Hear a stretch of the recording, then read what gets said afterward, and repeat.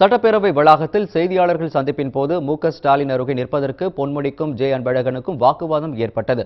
சட்டப்பேரவையில் இருந்து வெளியே வந்த எதிர்க்கட்சித் தலைவர் மு.க.ஸ்டாலின் செய்தியாளர்களை சந்தித்தார். அப்போது மு.க.ஸ்டாலினின் அருகில் வழக்கம் போல் பொன்முடி வந்து நின்றார். அப்போது மு.க.ஸ்டாலின் அருகே அன்பழகன் வர முயன்றார். இதில் பொன்முடிக்கும் அன்பழகனுக்கும் இடையில் வாய் தகராறு ஏற்பட்டு சண்டை போடும் சூழலுக்கு சென்றது. இதையடுத்து இருவரையும் ஸ்டாலின் சமாதானம் செய்து வைத்தார். ஸ்டாலினை சுற்றி நிற்பவர்கள் யார் என்பதில் இதுவரை இலைமறையாக இருந்த மோதல் நேற்று வெளிப்படையாகவே வெடித்துவிட்டது.